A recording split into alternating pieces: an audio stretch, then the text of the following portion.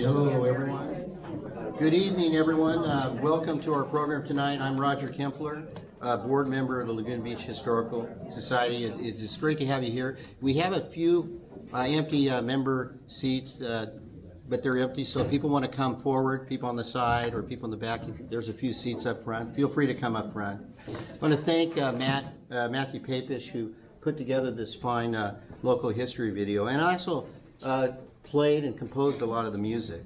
And also board member Karen LeGroux, somewhere out there, for coordinating this particular showing with Johanna while you guys seated yourselves. Plus Karen handled the technical aspects of tonight's presentation. And also, if you saw the poster, she's really got a talent, an art talent. Went to the Pasadena School Center, and she did the newsletter too. We can't hear you. Cannot hear? Is that better? Is that better? Is that better? Okay, well, how cool is it that we have gathering tonight? We're gathered tonight to hear history professor T. Mills Kelly's presentation on the Great Dane, Eiler Larsen's life before Laguna. And just before we get started, if anyone can tell me what his first name is from that initial T, you may be entitled to a prize. Does anyone want to raise their hand? Okay. I would. You're wrong. T. Good try. Do we have anyone else that is brave enough to take a guess? Theodore. Theodore's right. And we were gonna. Scott, ready? Ready? Get ready. I'm throwing it to you. Come on, don't act so old.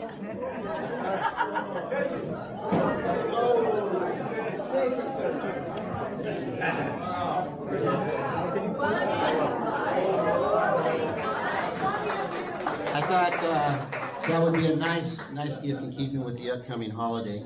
And so Mills recently retired after 24 years at George Mason University in Virginia, and is currently writing a book on our most iconic of Laguna's greeters. The current one, Michael, was invited, but I don't think he's here. And Mills is requesting those with any Eiler leads to see him tonight, or if you know someone that has some contact with Eiler in the past, contact him at tkelly at 7, the number 7, at gmail.com, or 703-887-2884. I can give this to you after. Better is just to come see Mills. He's a great person, and he's going to give a great presentation tonight. Again, he can be reached at tkelly, the number 7, at gmail.com, or 703-887-2884. But before we go into tonight's presentation, just want to tell you I just want to tell you about some upcoming events. We're going to take a breather over the summer, but then on October 16th, we're going to have a panel presentation including Dick Metz, Ron Sizemore, Alyssa Schwartzstein, Cairns, Jeff Booth, maybe another panelist or two, hopefully a youth surfer, teenager, or early 20s. And, moderated by Brandy Faber on the history of Laguna's Brook Street Surf Classic that began in 1955. And next year, we're looking at presentations on the oldest continuous running theater west of the Mississippi. Does anyone guess what theater that is? I don't have a prize, but it is the Laguna Playhouse, indeed, that opened in 1920. And we're also looking into another presentation on Laguna's invention and development of skimboarding in the late 1920s, which is pretty significant and integral to Laguna. Thanks again, everyone, for joining us tonight, and also to the terrific, hardworking fellow board members, society members, and supporters. Also, a shout out to Adrian Henson in the back, our videographer tonight, who you might recognize as one of our terrific on-demand local shuttle drivers, which program is over 2 years running, and one of the nicest benefits to Lagunans of all ages. I hope everyone's had a chance to try it, because it's a good program. It is important that we videotape this presentation, as the mission of the Historical Society is to collect, preserve, and disseminate Laguna Beach history, both of its people, like tonight, organizations, and places. For those seeking more information about the Historical Society and Laguna history, please go to info@lagunabeachhistory.org. We also invite you to join our society. You could even sign up tonight in the back there with Terry Perlstein, who's probably leaving soon, but maybe you saw her as you're coming in. Your membership and or small donation helps fray the cost for these presentations, a high school history essay scholarship, elementary school visits to the bungalow, and literally to keep its lights on. Feel free to drop by the bungalow to take in some local history, open on Ocean Avenue between Wells Fargo and Whole Foods from 1 to 4 on Friday, Saturday, and Sunday. And this Saturday, April 19th, during the same time, everyone is invited to drop by the bungalow to enjoy our ice cream social, maybe even a tour. Free ice cream to everyone. Thanks to Terry and others for coordinating this event. And for our valued members of the Historical Society, Equator Coffees, conveniently located next to the Rivian Theater, continues to offer a 10% discount on your favorite beverages, excluding mugs and coffee beans. So thanks to Equator Coffees for their partnership, and providing a wonderful perk for members to enjoy. But let's get to tonight's special presentation. Our speaker, Professor Kelly, is not only currently writing a book on Eiler Larsen, but he's also written other books on Virginia's lost Appalachian Trail and an interesting topic, teaching history in the digital age. He's also the host for 3 years in running of the Green Tunnel podcast, which charts the history of the Appalachian Trail from its founding to the present. And as I mentioned earlier, Mills is writing a biography of Eiler Larsen, for which again the professor is seeking research leads from each of you as Mills chronicles Eiler's coming to the U.S. as an immigrant from Denmark in September 1916, in 1917 becoming an American citizen so he could enlist in the Army, then getting disabled during his service, or shortly thereafter, which did not prevent this indomitable spirit from becoming the first person to hike the entire Appalachian Trail from Maine to Georgia. Our greeter also had other East Coast nicknames: the Great Dane, the Rose of Wall Street, the Smiler, and the Apostle of Happiness, becoming known as a hiker and a philosopher on finding happiness in nature. So please silence your phones, enjoy the presentation. There's going to be a Q&A after, led by board member Johanna Ellis. Thank you, Johanna. So now please join me in giving a big welcome to Professor Mills Kelly.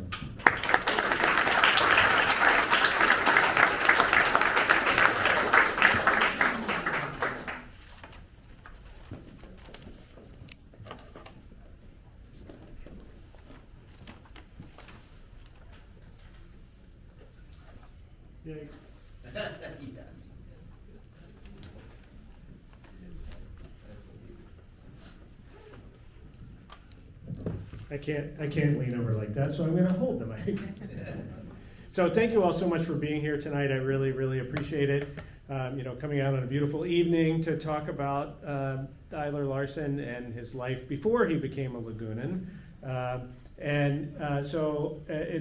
First I'm going to tell you how I got into this subject in the first place, because as Roger said, I'm from Virginia. I'm a historian of the Appalachian Trail, America's first multi-state long-distance hiking trail, and possibly the first in the world, celebrating its 100th anniversary this year, and is also, just really an iconic touchstone for outdoor enthusiasts. People come from all over the world to hike on the Appalachian Trail every year, and so I've been working on that for a long time.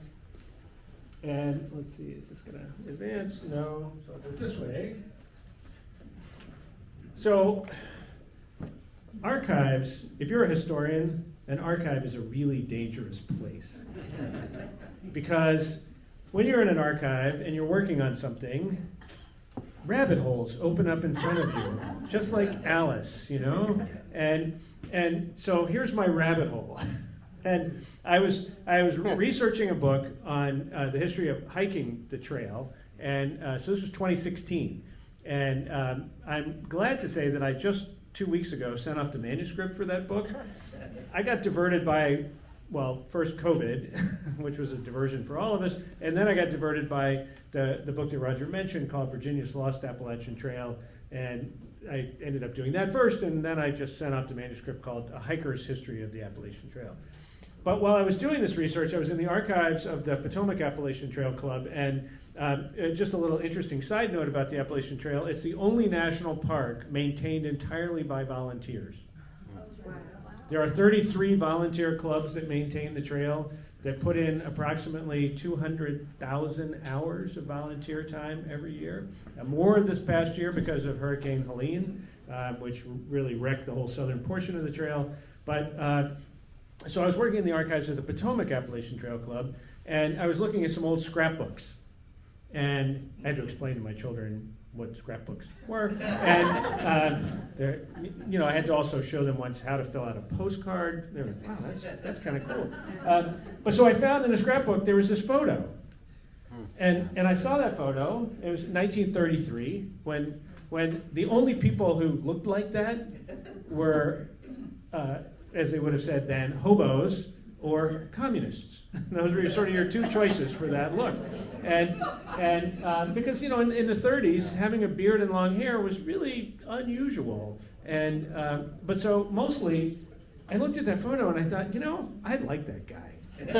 And so I whipped my phone out and I snapped a picture of that photo, and then I just kept going. He was in no way interesting to me other than the fact that I just liked the picture. What I didn't realize was that was a rabbit hole, and actually a pretty big one.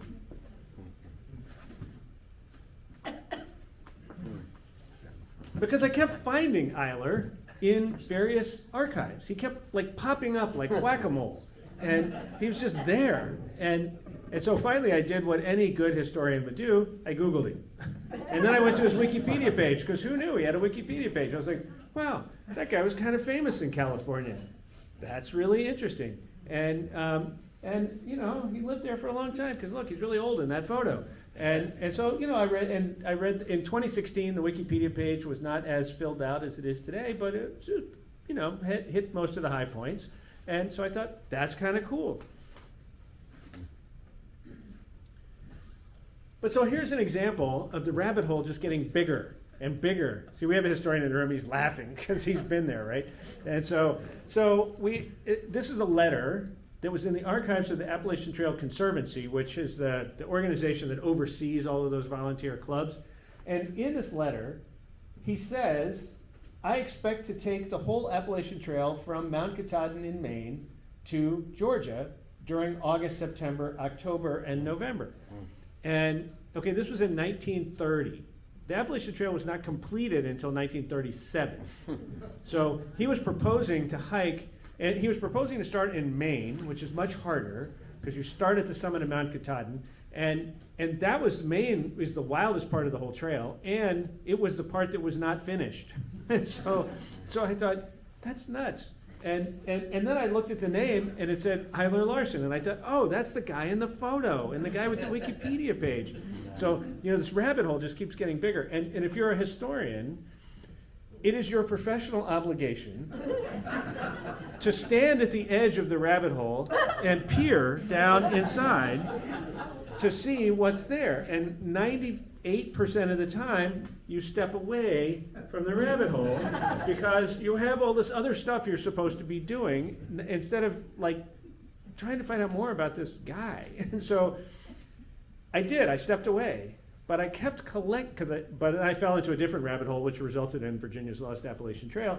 But so you can see I'm like an easily distracted historian, but I kept saving things because I kept thinking, there's something in this story about this guy, and he just keeps appearing and appearing and appearing. So I just saved documents like this, and I will also tell you, Eiler Larsen was not much of a letter writer.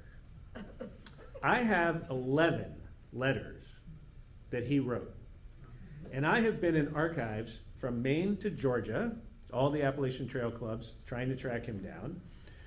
I have been in the archives of the National Park Service, the U.S. Forest Service. He's not there. I even went so far as to go to the archive back in December of this past year, the archive of one of Laguna's other famous residents, although a brief resident, Timothy Leary. And the Timothy Leary papers are at the New York Public Library, and I thought, okay, Timothy Leary was really interested in strange. And because he was, strange in his own way, and he was really interested in strange, and they were here at the same time. And so what are the odds that they didn't interact? At some point, you figure Timothy Leary had to just walk up to Eiler, where down on the corner down there, and just chat with him. So I went through the whole Timothy Leary archive, and if they did talk, there's no evidence in that archive, sadly. I just thought in some place he was going to write a letter to a friend saying, "I talked to this Danish guy in Laguna. You won't believe this guy." I saw things in that archive I can't unsee, but I didn't find anything about Eiler. But Eiler just didn't write a lot of letters. I went to Denmark. I was in Germany already. I was in Germany as a Fulbright scholar last year, and so I went to Denmark and I met with his great niece, and who doesn't remember him because she was born after he died, but she's the keeper of the family history, and she had exactly 0 letters that he had sent home. Lots of postcards with, like, "This is a picture of me in California. Love, Uncle Eiler." That kind of thing. But no letters. So this is one of the longest letters he ever wrote that I can find.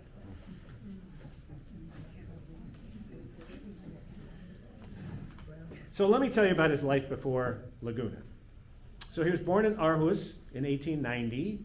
Aarhus is the second city of Denmark. I highly recommend it as a tourist destination. It is an absolutely beautiful, beautiful city. And right on the coast, it's a port, and just a wonderful, wonderful place. And originally a Viking settlement.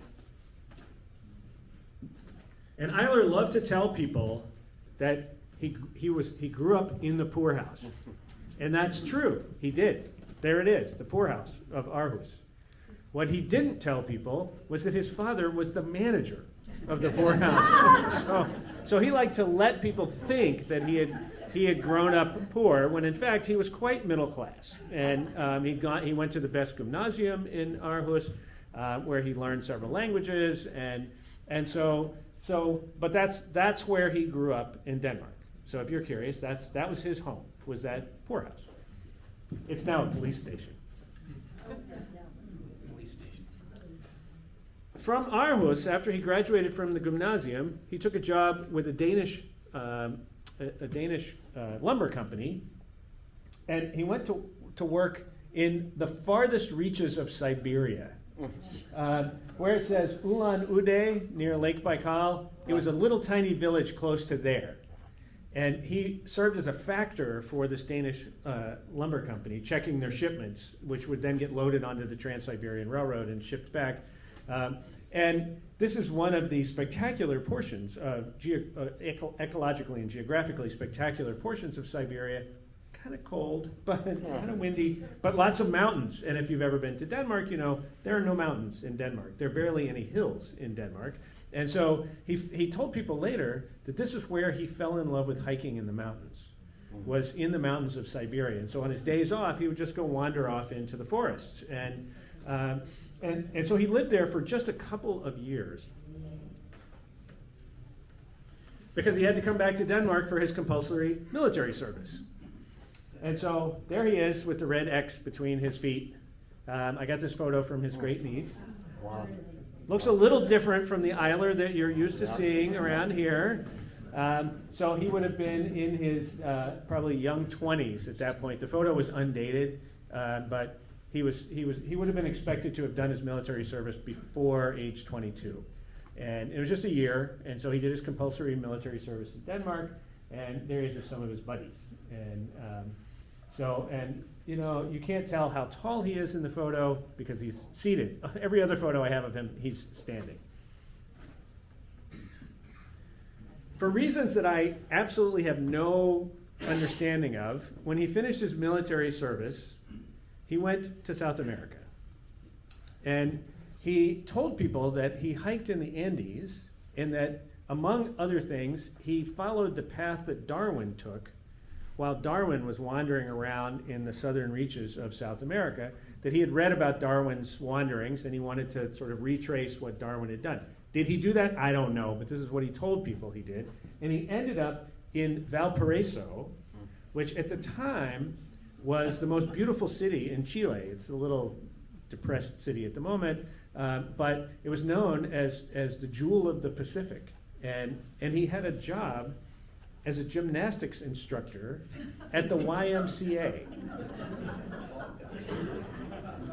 a gymnastics instructor at the YMCA. See, you had no idea of this, right? And so and by the way, by the time he got there, he was fluent in Danish, German, Russian, and I don't know how, Spanish. And like the Danish, the German, and the Russian I get. Danish and German because of where he grew up, and then Russian because he was in Siberia. The Spanish part, I still don't know how he picked up Spanish, but he did. And he was learning English while he was working at the YMCA. The director of the YMCA there, at some point, said to him, "You need to improve your English. And so you need to go to Gustavus Adolphus College in St. Peters, Minnesota, because it's a Scandinavian college, and they have an English language learning institute there." Not anymore, but they did then. And so in 1916, Eiler took ship from Valparaiso through the Panama Canal and on to the United States. There's the shipping manifest. It was a cargo ship, but cargo ships used to take a few passengers, and so you can see he's number 3 on the list there. I have reached out just recently to the descendants of the other people who were in that shipping manifest. They live in Peoria. Wow. And I said, I'm trying to track this guy down. He was on the ship with your grandparents or great-grandparents, and for sure they would have remembered him because already he was a big personality. And so, if you have any photos from that trip or anything like that, let me know. And they said, okay, we'll dig around and see. So that was just a couple of weeks ago. But so he came and he landed at the port of New Orleans, and then he took a train up to Minneapolis. So there is the Gustavus Adolphus yearbook from 1917. And so Eiler is the really tall guy in the picture on that side. Oh, no. That's Eiler. And at least I'm pretty sure it's Eiler. Because there are two or three tall men in that photo, and so his great niece and I pored over it with a magnifying glass, and we decided that was him, because she said, the other two guys don't really have his nose, and she's a physician, so I'm going with her view, and so he was there in 1917 when the United States entered the First World War. And again, for reasons that are entirely unknown and probably unknowable, he became an American citizen, and then enlisted in the U.S. Army. I have a speculation for why, and that is that, but this is just purely speculation, is that Denmark and Prussia had fought a couple of wars in the 19th century, and the Prussians had taken significant territory from Denmark. So it's possible that he just had animus toward Germany. It's possible that he got caught up in patriotic fervor in the United States. But nevertheless, he did become an American citizen in 1917 and enlisted in the U.S. Army. He did his military training in Texas and then shipped out to France. He arrived in France he landed in France the day before the armistice. And so by the time he got to the front, the war was over. And well over, which was fortunate for him because he was in the 7th Division, and the 7th Division was gassed a couple of times before he got there, and so he avoided being gassed by being late. And his regiment just didn't show up until the war was over. So he was in the occupation force in Koblenz, and it was in Koblenz that he became a disabled veteran, because while he was there, a tree fell on him and badly broke his leg. And so this was 1918, it was actually 1919 that he was injured. And so he had a badly broken leg, and orthopedic surgery in 1919 was not what it is today. And so his leg healed, but never as well as it did. And so you'll see lots of photographs of him with a cane or walking stick. And in fact, I have a number of photographs of him hiking with 2 canes. And so it clearly bothered him, but it didn't stop him. And so not only was he the first person to hike the entire Appalachian Trail from one end to the other, he was also the first disabled person to do it. and by a long shot. And so, and the first veteran. Yeah. So, Amazing. so he gets a lot of firsts in that book. Now, purists of Appalachian Trail history or Appalachian Trail hiking would say, well, he didn't really hike the whole Appalachian Trail because it wasn't even finished. Plus, you can't prove that he hiked every step of the trail, and so I don't say that he hiked every step of the trail. I say he started in Maine and he finished in Georgia, and he was the first person to do that. It took him 8 years. And the reason it took him 8 years was, first of all, if you remember from that letter, he said he was going to start in August. By the time he got to Vermont, it was snowing. And so he decided to winter over in Vermont. And so he stayed in Vermont for a while. And so the following May, he hung out. And then in May, he headed off. And by the time he got to Washington, D.C., that fall, he then stopped. And he stayed in Washington, D.C. for 2.5 years. And he did in Washington what he had done previously in New York, when he lived in New York, and I skipped that. I'll come back to that in just a second. And he stood on street corners. I know this is a shock to you that he would stand on street corners. He would stand on street corners, and he would call out to people. Again, a shock, I know. And he would call out to people, but he wouldn't just say, "Hello, how are you?" He would want to engage them in conversation about happiness, because he had a very well-developed philosophy of happiness. And I've studied how he describes it, and I would say that it's a mashup of sort of New Testament Christianity, Buddhism, with a little bit of Nietzsche sprinkled on top. And so he started this happiness preaching in Times Square in the 1920s, because after the war, he stopped in Denmark to visit his family, and then he came back to the United States in 1920, and he got a job in New York as a courier on Wall Street. And as Roger said, he became known as the Rose of Wall Street. And the reason he was known as the Rose of Wall Street was that when he would deliver documents to brokers or bankers, he would bring them flowers. And when a reporter asked him once, "Why did you do that?" he said, "Well, they just seem so stressed." and flowers make people happy. And so he would bring them, so he got this nickname of the Rose of Wall Street. And then on his days off, he would stand in Times Square, "Hello, come here." And you can imagine, by then he was shaggy. And you can imagine the reaction of New Yorkers. And I'm sure his Danish accent was pretty thick at that point. And reporters, wherever he stopped for a period of time, at first they just thought, well, crazy. and then they would go talk to him, and they would realize, no, he's just exuberant. He's not crazy. That in fact, he speaks 5 languages, and he knows German philosophy really well. And he's actually a very intellectual person who's just really different. And so not crazy, just different.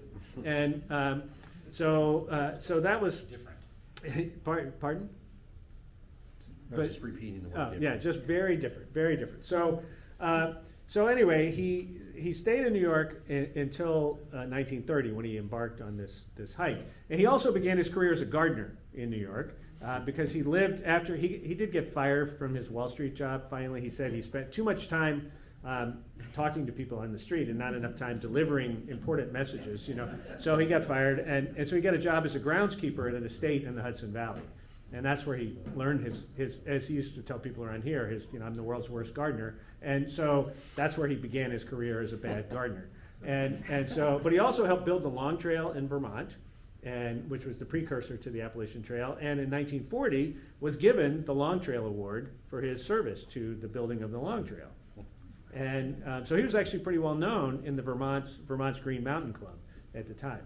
So anyway, he hikes on, he gets to Washington, D.C. He lives underneath DuPont Circle in D.C. If you know D.C., DuPont Circle is kind of right in the middle of everything. And it had been a trolley barn underneath, and then had become a homeless encampment during the Depression. And so that's where he lived and he said, "I lived with the rats and the hobos." And at some point during that period of time, he acquired, as near as I can tell, the only close personal friend he ever had, a dog. And that dog was named happy, of course, right?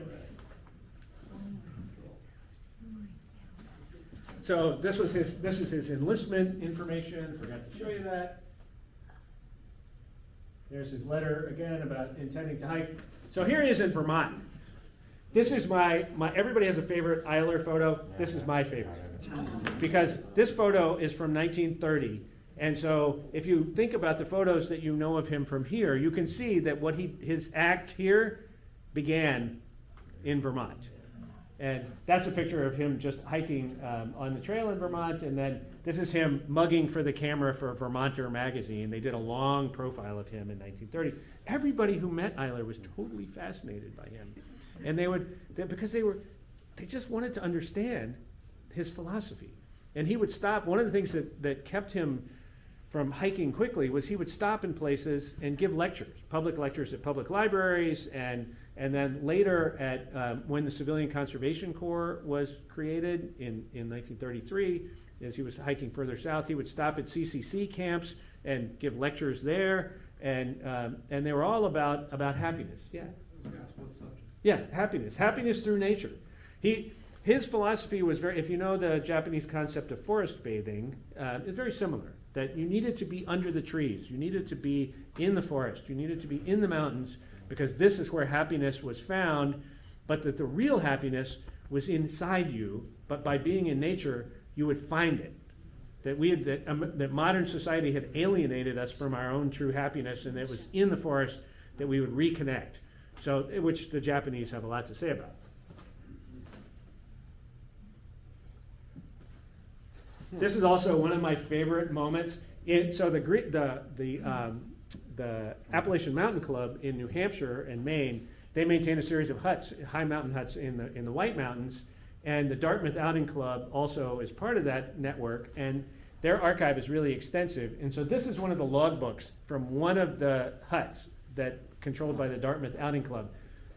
3 college couples rented the cabin for a weekend of getaway from college, and in the fall, I guess it was in October, and they get to the cabin and it starts snowing, and if you're 3 college couples with perhaps some not legal whiskey or apple brandy with you for the weekend, you can imagine that they were planning a fun weekend.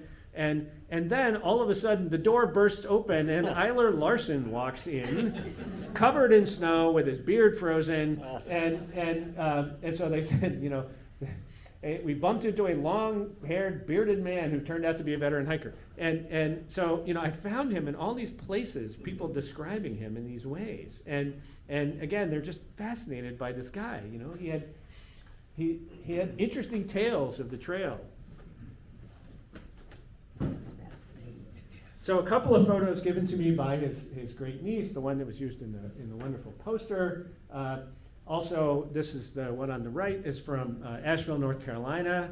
And as you probably know, Eiler absolutely loved children. And I particularly like this photo because this was in the Jim Crow South. And so Eiler apparently was race blind, and to the degree that was possible in the 1930s.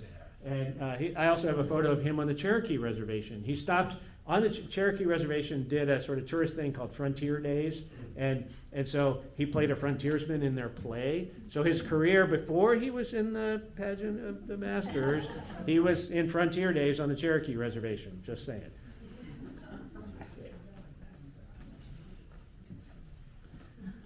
So if you look closely in the bottom of the photograph, you can see Happy down sitting between his legs. And this other photo, I love this photo on the right because it just shows that exuberance, right? And so this is in the White Mountains, or actually no, it was in the Delaware Water Gap. And he was also, just kind of shaggy. This photo was actually from the scrawly handwriting at the bottom. It was in the personal scrapbook of Myron Avery, who was the chairman of the Appalachian Trail Conference at the time, now Conservancy. And Avery was pretty fascinated by Larsen at first, but I will say Eiler kind of wore out his welcome with Myron Avery. Myron Avery was a very kind of buttoned up Maine lawyer with the Navy Department, and very precise about things. And at first he was fascinated by Eiler, and then later Eiler was a little too spontaneous for Myron. But so he had several photos of Eiler in his scrapbooks.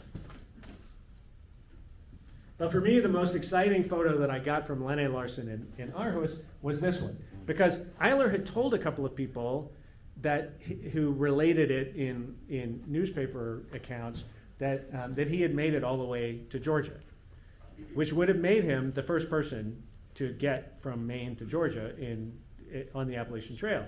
But I had no evidence. There's my evidence. Because this is a photo that he sent to his family in Denmark, and on the back, it says December 30th, 1936, Atlanta, Georgia, and that's where it was mailed from. It was like, in those days, you could have a photo taken and have it made into a postcard, and then you send it to all your friends. And so this was a postcard with, of course, Happy in the photo. Sadly, Happy departed shortly after this, just ran off. And so this is one of the questions I have for you all later, is whether you know of him having any personal connection with any human or beast. But he did have a, excuse me, a 3.5-year connection with Happy.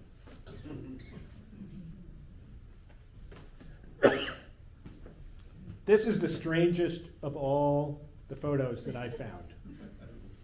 So I was in the archives of the Carolina Mountain Club in Asheville, and he spent over 2 years in the Asheville-Knoxville area, where he was known as the Smiler or the Apostle of Happiness. And it was the Knoxville newspaper that called him the Apostle of Happiness, and the Asheville newspaper that called him the Smiler.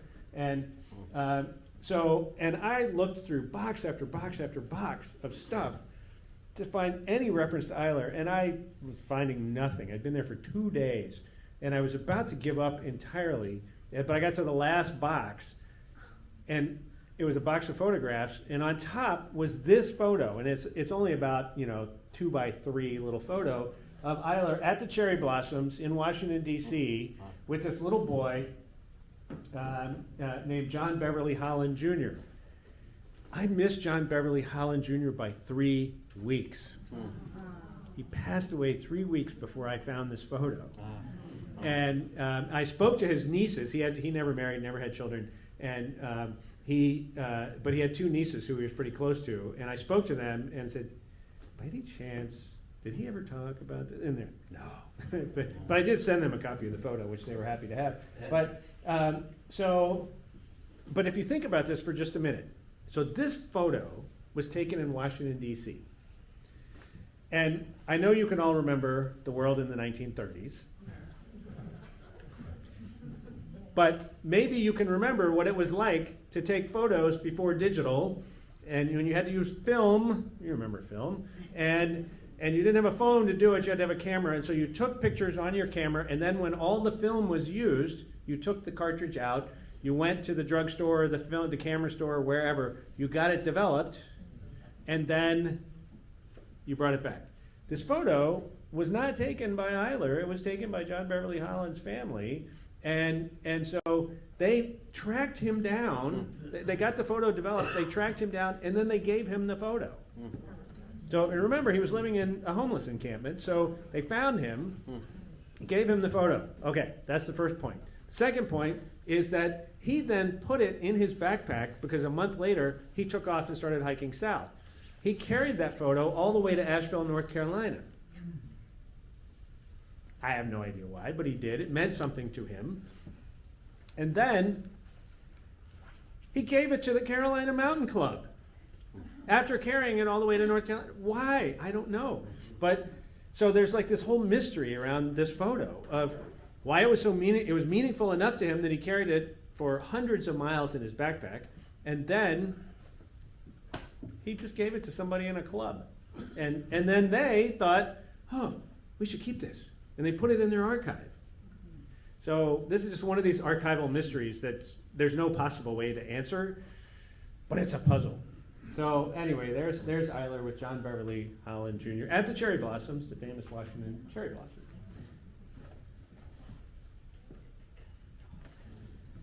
And I could tell you a whole bunch more Eiler stories from before Laguna. Did you know he spent years in Carmel? Yeah, he lived in Carmel for a while. And they got tired of him, and they finally shooed him out. And so he was in Carmel. He lived in Oakland. Did you know that? No, he lived in Oakland. He lived in Colfax. So I was in Solvang on Monday just to see. Of course, he had to go to Solvang, and he apparently told people that he did, but they have no record of him being there. But so here's what I've told you a lot of what I know. I know a lot more than what I just told you, and I'm hoping that maybe some of you can help me with the part that I don't know, and that is I don't know anything about his intimate life, his inner life. I know his public persona. He loved to talk about his public persona. He loved to talk about his philosophy. He loved to talk about happiness. He loved to talk about his travels. He loved to talk. But he didn't talk about his hopes, his dreams, his anxieties, his fears. To my knowledge, he had no partners. He didn't date. One person I did an oral history with who knew him pretty well here in the 60s, every oral history I've done, I've always asked, did you ever see him like dating anybody or holding hands with someone or just having coffee on a regular basis with somebody, anything like that? So I ask this question all the time because if you're going to write a biography of somebody, usually like all my historian friends are like, really, you're going to write a biography where the guy didn't write any letters, he didn't keep diaries, you don't know anything about his inner life, you're going to write that biography? How are you going to do that, Mills? So the person I asked, who's a retired sociology professor from Chapman College, he said, oh, well, he was gay. And I said, really? How do you know that? Because you're the first person to ever say that to me. How do you know that? And he said, well, we always assumed he was. And I said, based on what? And he said, well, first of all, Laguna in the 1960s was a gay and lesbian mecca. Because remember, it was illegal in the United States to be gay or lesbian then. Men holding hands in public were arrested on a regular basis in the United States in the 50s and 60s. And this was pre-Stonewall riot. And so he said, but Laguna was a safe space to be gay or lesbian or just non-heterosexual. And he said also, so Eiler had lots of opportunities to meet gay men because there were plenty of gay men in Laguna. And we would regularly see him like head off toward, like walking away with another man heading off, down the beach. And so we assumed that he was just gay. And it wasn't judgmental one way or another, it was just, that was our assumption. And I said, well, okay, but that's not what I would call evidence. That's what I would call an assumption. But it's an intriguing assumption because he grew up in a building full of men. He grew up in Denmark, which was the first country to decriminalize same-sex relationships in like 1908 or something like that, because the Danish medical community decided that homosexuality was a medical condition, not a moral failing. And so it was like having cancer instead of being a deviant, and so they decriminalized it. So he also lived in a country where you wouldn't get arrested. It didn't mean you wouldn't be ostracized, but you wouldn't get arrested. And so there's like that possibility, or not.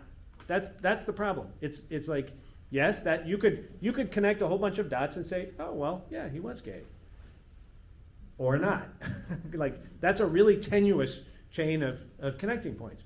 So I'm just really curious to know about any sort of partner that he might have had, any sort of close relationship that he might have had, because I just don't know. He seemed a friend of the world, but not especially close to any individual. I know a little bit about his religious practice. I know that he was very devoted to New Testament Christianity and that he did attend church on a regular basis. And late in his life, he liked to quote the Bible to people. But early in his life, there's no evidence for that. It's only starting in the 60s that he starts quoting the Bible to people. So I know the public Eiler, but the private Eiler is just like right over there. And I can sort of see it through the fog, but I can't reach out and touch it. And so this is really the big task that I'm up against as a biographer, is to try to paint a picture of the inner life of Eiler Larsen based on a lot of external evidence. If you've read the book Riverman that came out a couple of years ago about one of America's greatest canoeists, he's a lot like Eiler, that guy. Dick, I can't think of his last name all of a sudden. The book was written by a writer for the New Yorker, and it's sort of the Eiler Larsen story, but on the water. And it's the same kind of thing. It's like there's all this external evidence, but not about his life, but not any like direct evidence about his internal life. So as Roger said, if you know anything about Eiler and you would like to share it with me, I'm all ears. That's my email. Please take a picture. My email, my phone number. You can text me. You can call me. If you call me, it's best to text me first because I have my spam filters cranked up to the maximum. I don't know about you, but I really don't want to take my now late and like almost 30 children to Disney. My car insurance is fine. I do not owe the IRS money. All the things that the spam callers are after me for. And in the Washington D.C. area, it's about your I think it's called the Flex plan here for tolling on the toll roads. We have Easy Pass. My Easy Pass account has expired, and I owe hundreds of dollars. And I don't have an Easy Pass account. So anyway, I have my spam filters cranked all the way up. So if you're going to call me, please text me first to say, this is so-and-so from Laguna Beach. I'm going to call you. And then I will actually put you in my contacts really fast so that the spam filters don't block you. So anyway, those are the outlines of the story of Eiler's life before he arrived here. You all know the story of him here, still better than I do, but I know a fair amount about it. But so anyway, that's the request that I have in exchange for the story I just told you. So now Johanna is going to do the question and answer with the microphone. So you keep yours. Yes, I'm going to keep mine. Okay, any questions? Please hold the microphone right up to your mouth. You notice the way I'm doing it, Yeah. unlike Roger, who was not bending over for that. Not good for my back. Can you hear me? Yes. Okay. Your comments about your comments about his interior life and personal life are interesting. What you said that made me think of somebody else who was very much like him, in that he was very much inspired by nature, and was chaste and celibate, and that's Henry David Thoreau. Right. So it is unusual, to be sure, but there are such individuals. And, I think it's good that you didn't jump to any conclusions. Now, I don't know that much about Eiler Larsen. I'm very curious why he came to California, how he came to California. So I know why, I don't know how.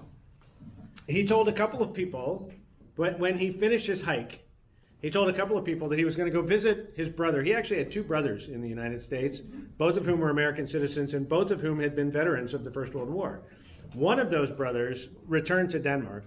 The other one lived out the rest of his life in a Veterans Administration hospital in Arkansas. That's the VA hospital they sent him to. He had actually been gassed in the war and was severely disabled as a result of the gas attack that he suffered.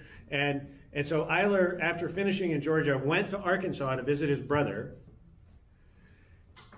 and then he went on to California.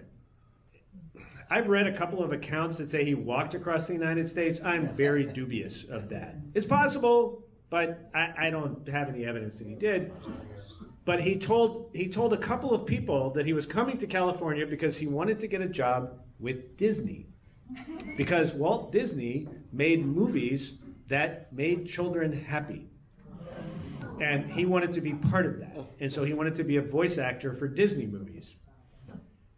The Disney Corporation has no evidence that he ever applied for a job. I've checked. No evidence that he ever applied for a job, and the reason they have no evidence is they said, we don't have personnel records from that period of time unless people were employed. So we didn't keep records of who applied for jobs. So they could tell me they never hired him. But can't you just imagine him as a voice actor in Disney cartoons? Wouldn't that have been great? So that's why he came to California, was to work for Disney. That part of the American dream didn't work out.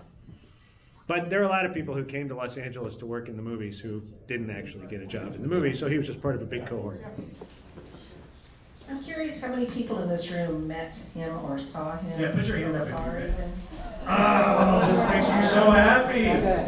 This makes me so happy. I saw him many times and was scared to death. Who else would like to make a comment? So, yeah, and the person with the red hair in this part. Mills, thank you. I love seeing those photos. Thanks. I heard from someone he had a godson in Laguna Beach. Did he what? That he had a godson here. Is that true? Would that have been a relationship? Yeah, Roger mentioned that one of his neighbors is Eiler's godson, but Yeah, Jim Lassiter, if anyone's. Jim Lassiter? He may be as big as Eiler. What, Eiler's 6'5", did you say? he was 6'5", yeah, at Oh, least. Jim is probably that big, and he's in his late 60s, he's in his early 70s probably, but his story that he told me was that his, Hold on, Roger. oh, You gotta have a microphone, So Roger. if anyone knows Jim Lassiter, who's been in Laguna a long time, Jim Lassiter's mother apparently befriended, was a waitress at the Reader's Cafe or the, whatever it was called then. Pottery Shack. The Pottery Shack. And at any rate, he would come in and she would feed him and take care of him and out of that, we were trying to have you and Jim talk. I'm not sure, Jim's had some health issues, I think, but Jim became his godson. So that's what he's told That's what me, we that know. he is the godson of Eiler Larsen. How does someone 6'5" get to be a gymnastics coach? So, the woman with the red hair here?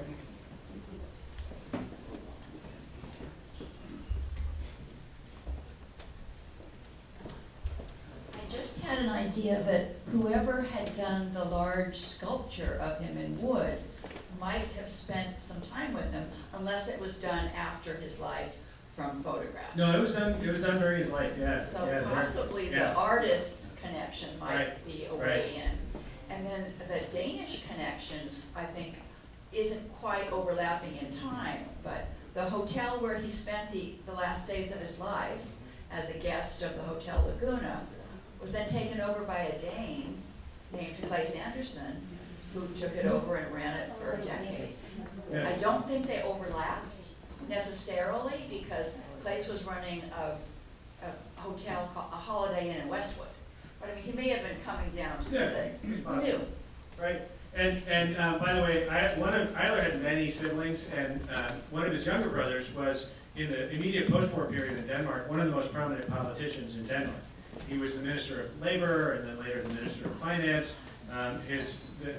Eiler's great-granddaughter, who I met, is the granddaughter of that politician, and he was also the mayor of Aarhus, and he came to Laguna to visit Eiler in the late 50s, and there's some photos, hilarious photos of the two of them together, because Eiler's brother was a very kind of straight and narrow guy, you know, because the 50s, he had his hair slicked back, he had the skinny black tie, the white shirt, you know, that whole look, and Eiler was Eiler, and so Eiler, like in the photos, has his Eiler face on, and his brother's looking, I would say, a little uncomfortable in the photos.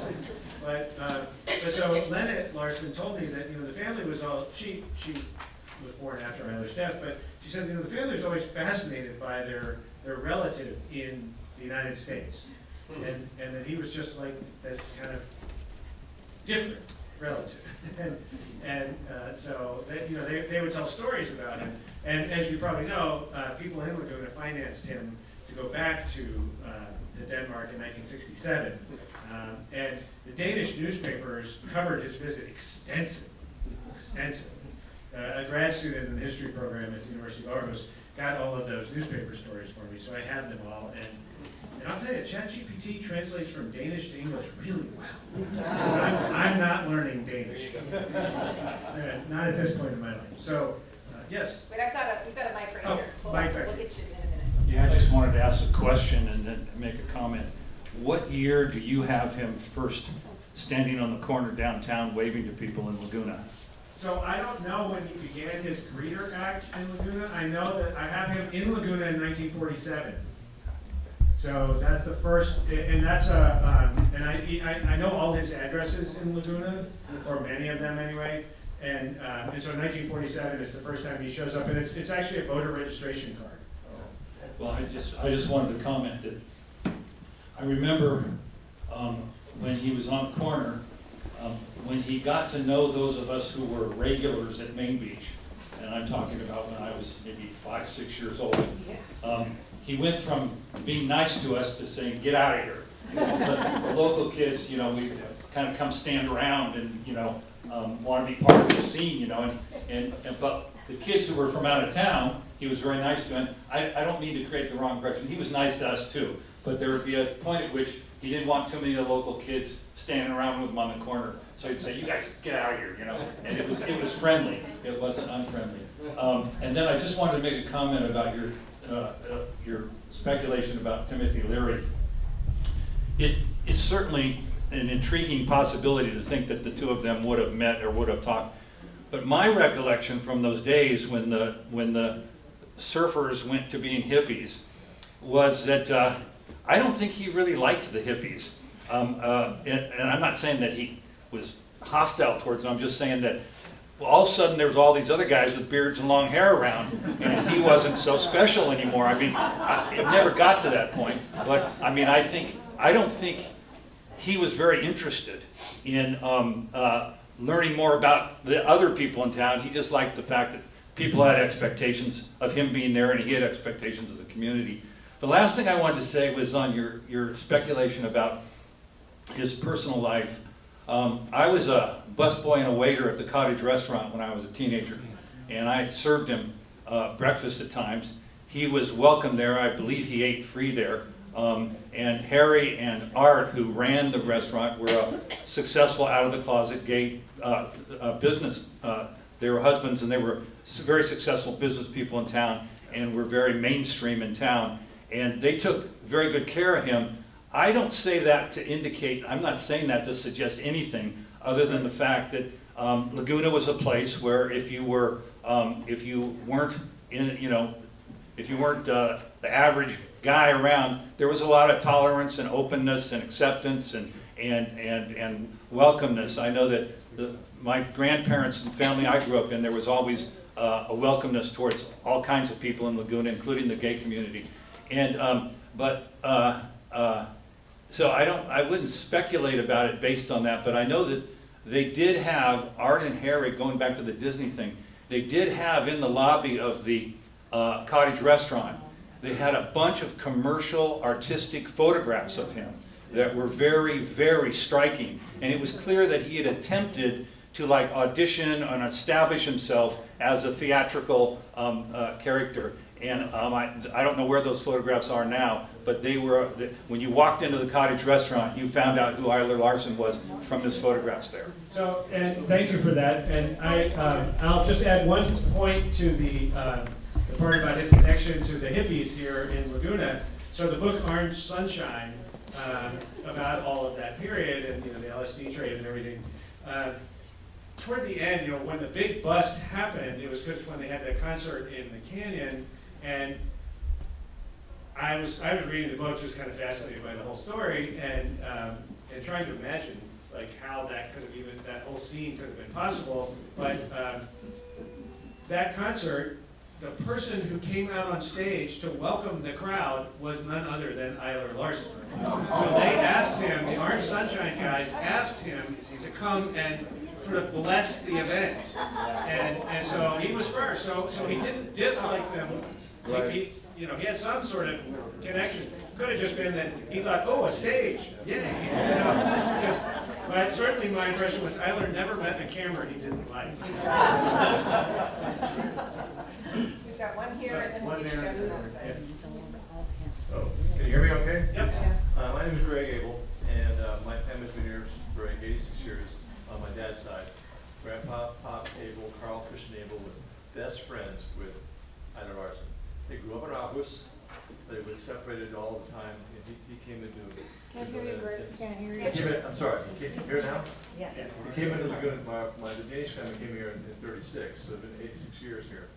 But Pop and Pop Abel, he's Carl Christian, but Pop Abel and my grandma were good friends, and he would come by and hang out with them once in a while and talk to him and all that. One time, he needed to move in and find a place to live, so my grandma didn't really like Eiler Larsen that much, because he would always do that little thing and scare the hell out of her. He'd do it to me when I was like 5 or 6 years old, walking the main beach, because he knew who I was, right? So long story short, there was a place across from Mozambique, across there's like a gym, I think there's a, what's her name, there's a chiropractic. There's a stairway goes down to the rentals down below. Pop and his mom, his wife, had all 5 of the kids on the left side, and Eiler wanted to move in, and my grandma said, no way. You can go across there, we don't rent that, you can sleep on the dirt. And so that's how they had this relationship, but Pop and Eiler were good friends all through those years, having known each other. It was quite a deal, and as we grew up, all the kids, once in a while I'd stop by their houses, so they had about 3 or 4 different houses when we went to the beach. And he was great, except when he scared the hell out of you with that little, oh my God. So it's nice to have you see what you did there, Miles. It really is, because it's a piece of history here in Laguna. And him being at the Potter Shack statue there, which is a piece of history. So anyway, thank you very much. Yeah, thank you, thank you. Here you go. Go past you guys here.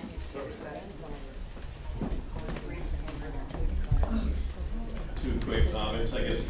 I've often wondered what happened to those wonderful photos of the cottage restaurant. They were just, it was like 8 or 10 of them. I don't know if anybody, He knows. if you can tell us. And the other question I have, do we know anything about his time in Carmel? And what was his shtick there? Did he do the same So thing? he did, so the Carmel had a little newspaper called the Carmel Pine Cone. And so, and there's several stories, including one very long interview with him. And he did the same kind of thing. So he didn't have a corner, he picked apparently several different locations where he would, call out to people. Because he'd been doing this since 1922 or something in New York. It was just what he did. And so, and apparently it's kind of wore thin in Carmel at some point, and he was encouraged to find another place to live.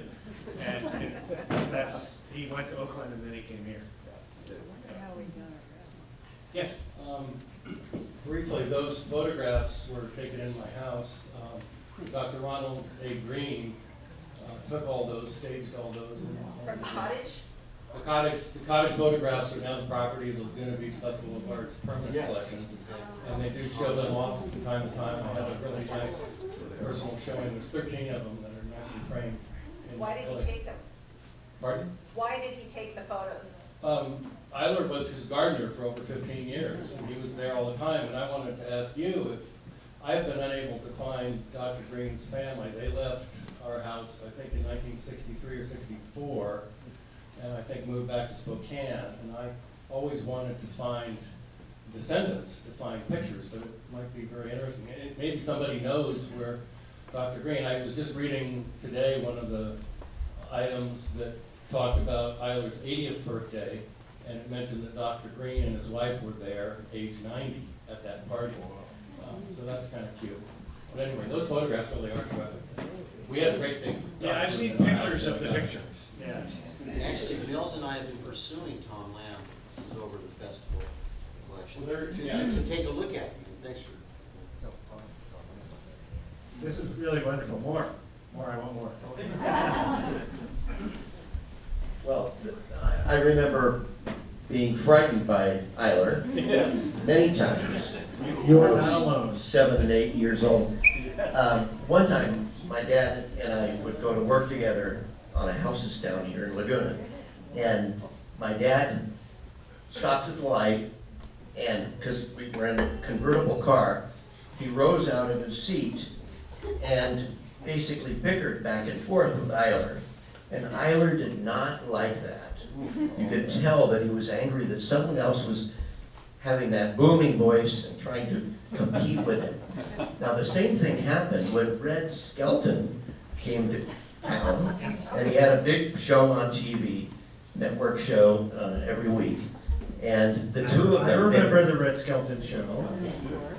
And Red Skelton came down, saw this guy cross the street, and he was in front of the World Savings and Loan location. And the two of them sparred each other for about 5 minutes. And you could tell that Eiler did not like this guy stealing his thunder. So it was a great little story and a kind of an insight to how he wanted to be the king of the show. Yeah, he wanted the king of the corner anyway, right? Yeah. Back in the back.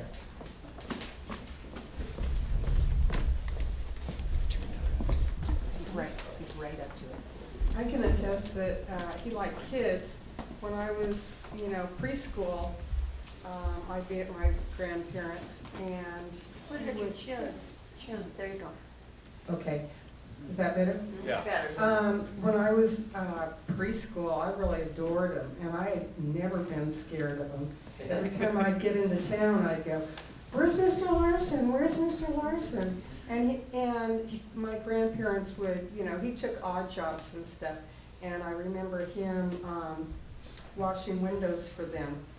And he would always bounce towards me and everything, so I really adored the guy.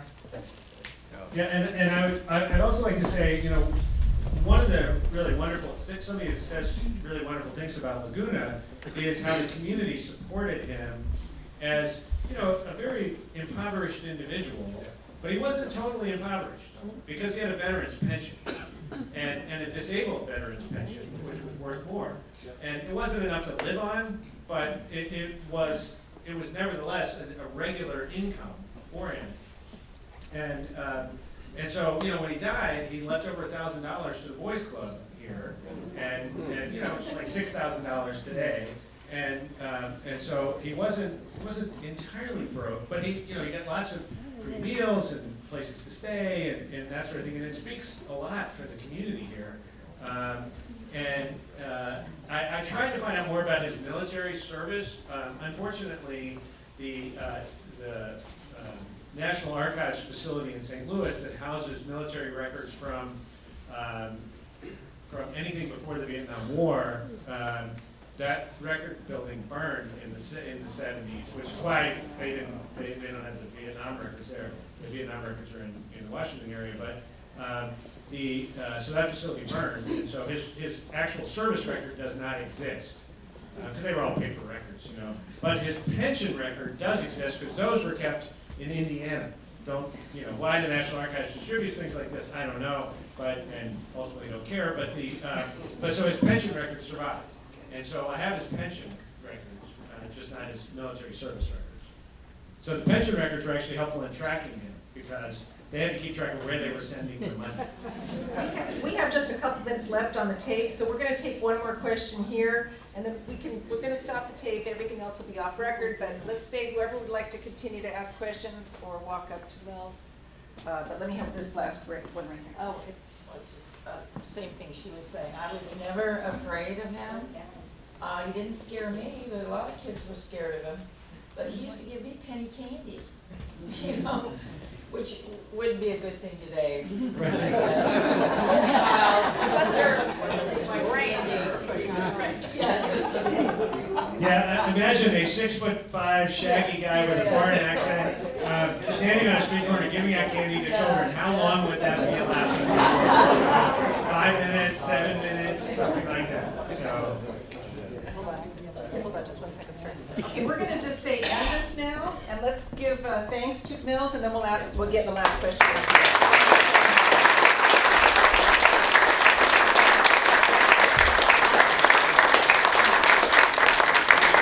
Thank you all. And now you get the first off-the-record question.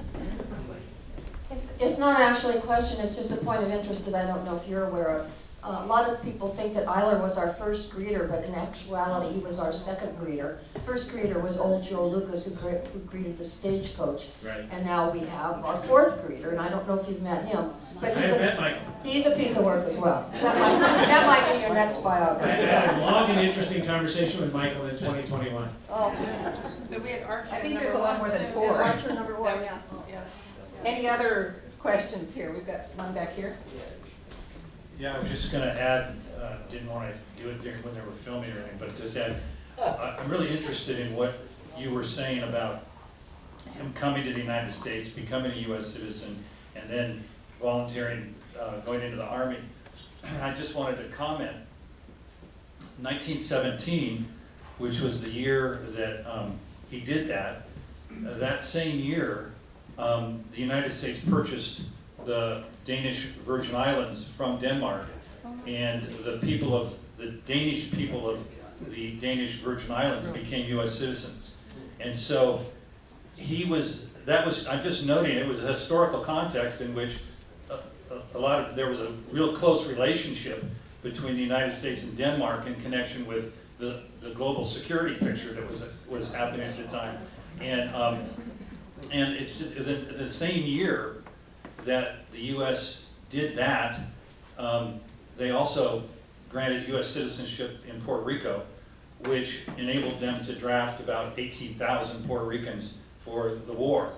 And so the point is, he was part of a process of Europeans coming to the United States during that period, and the U.S. acquiring territories and populations, some of which became U.S. citizens and went into the military. So for him to do that was not without a context of the times. I just wanted to observe that. Yeah, thank you so much for that. You know, I had not thought about the Danish Virgin Islands piece of that story. And so now I'm gonna have to go back to my notes and see, like, what's the coincidence of that? Did he become a U.S. citizen before that happened or after that happened? But as you say, it's part of a larger historical development. So yeah, thanks. That's really great.